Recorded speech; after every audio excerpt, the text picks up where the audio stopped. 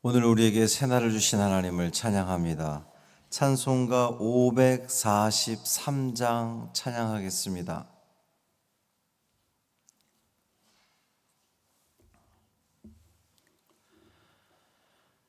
찬송 543장.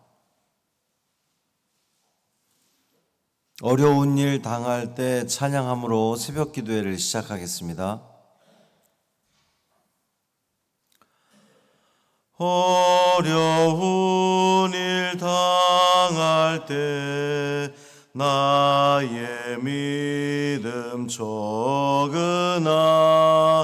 의지하는 내 주를 더욱 의지합니다. 세월 지나갈수록 의지할 것뿐일세. 무슨 일을 당해도 예수 의지합니다. 성령께서 내 마음 밝히 비춰주시니 인도하심 따라서 주만 의지합니다. 세월 지나갈수록 의지할 것뿐일세.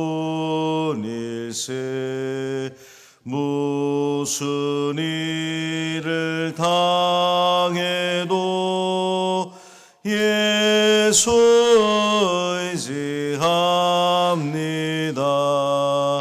밝을 때의 노래와 어두울 때의 기도로 위태할 때 도움을 주께 간구합니다. 세월 지나갈수록 의지할 것뿐일세. 무슨 일을 당해도 예수 의지합니다. 생명 있을 동안에 예수 의지합니다. 천국 올라가도록 의지할 것뿐일세. 세월 지나갈수록 의지할 것뿐일세.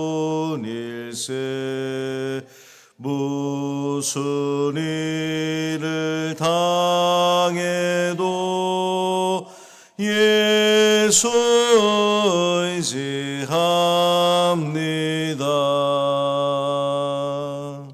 아멘. 사도신경으로 우리의 신앙을 고백하겠습니다. 전능하사 천지를 만드신 하나님 아버지를 내가 믿사오며 그 외아들 우리 주 예수 그리스도를 믿사오니 이는 성령으로 잉태하사 동정녀 마리아에게 나시고 본디오 빌라도에게 고난을 받으사 십자가에 못 박혀 죽으시고 장사한 지 사흘 만에 죽은 자 가운데서 다시 살아나시며 하늘에 오르사 전능하신 하나님 우편에 앉아 계시다가 저리로서 산 자와 죽은 자를 심판하러 오시리라. 성령을 믿사오며 거룩한 공회와 성도가 서로 교통하는 것과 죄를 사하여 주시는 것과 몸이 다시 사는 것과 영원히 사는 것을 믿사옵나이다. 아멘. 시편 144편 1절부터 15절까지 말씀입니다.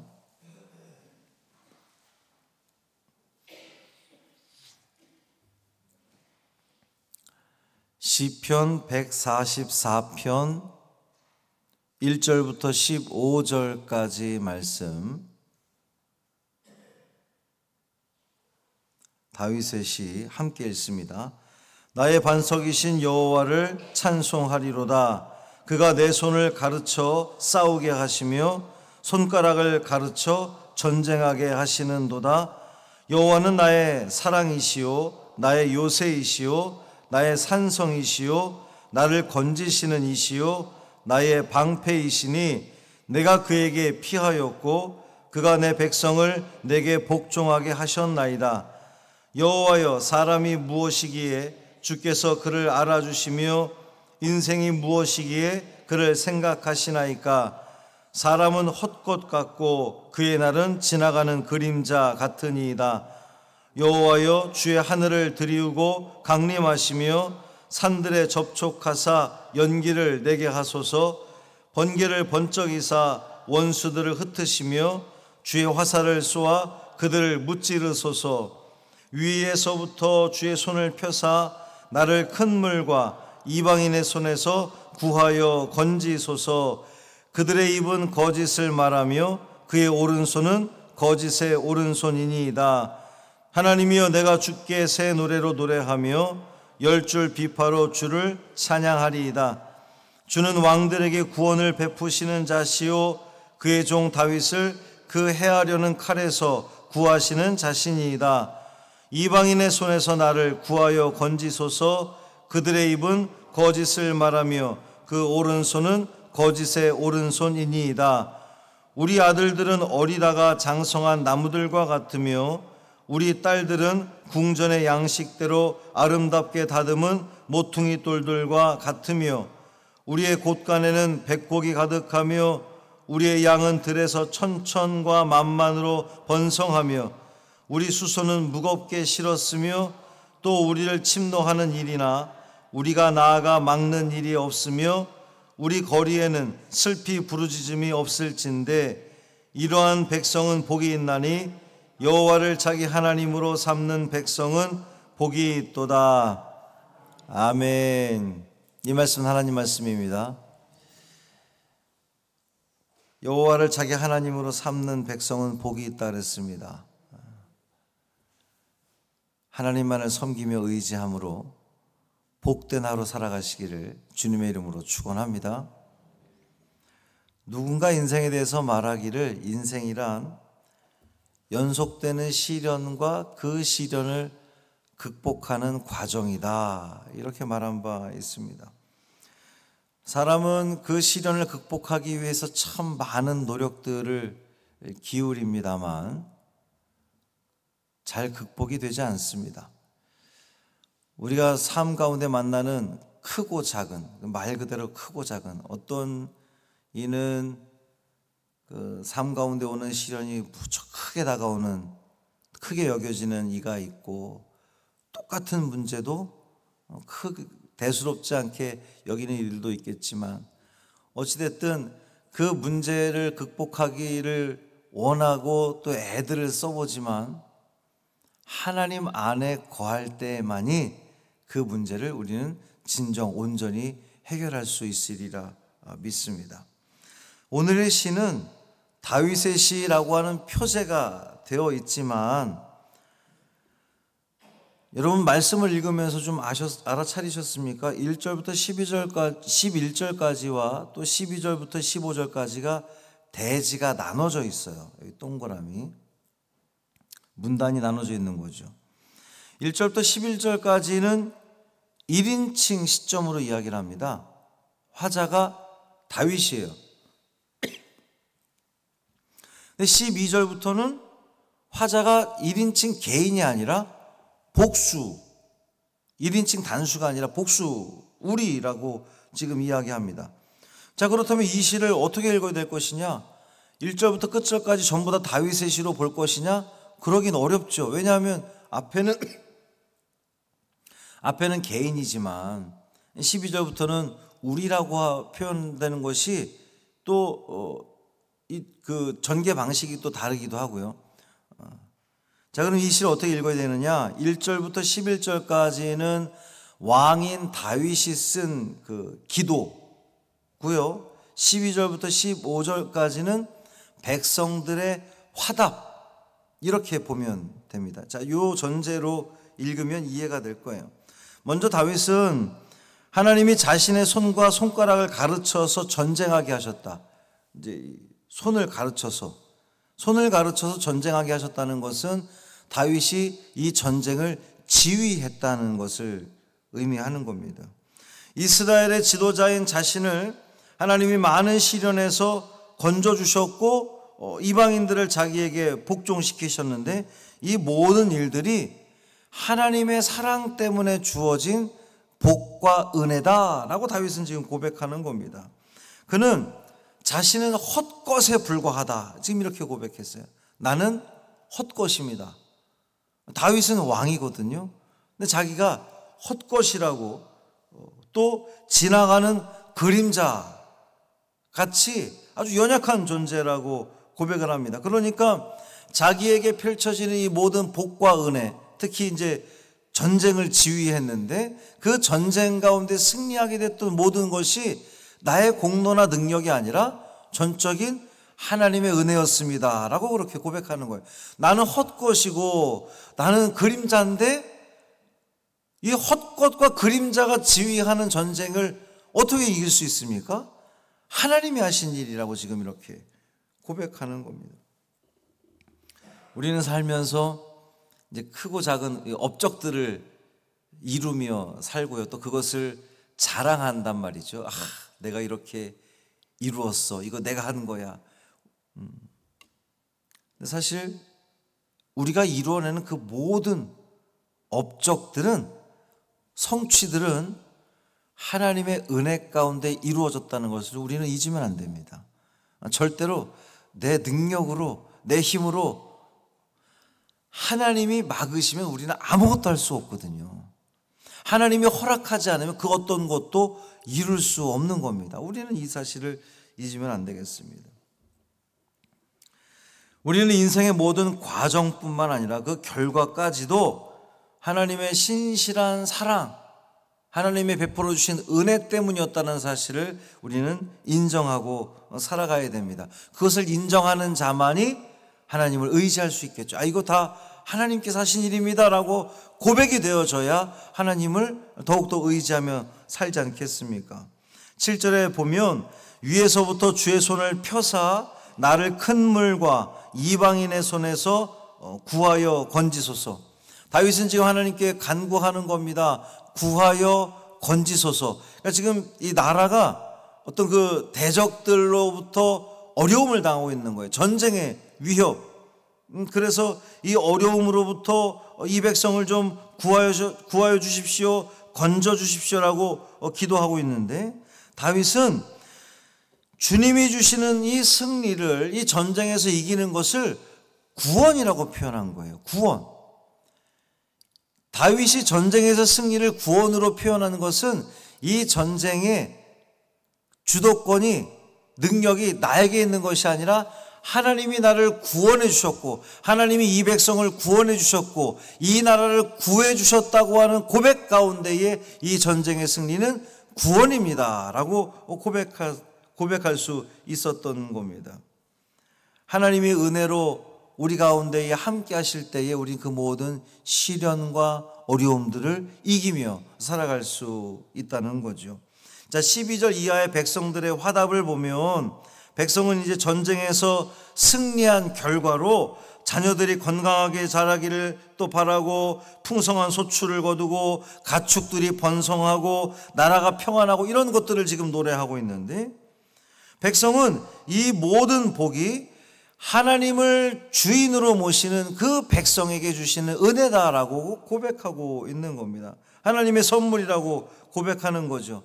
그러니까 다윗이 고백했던 것과 백성의 화답이 지금 같아요.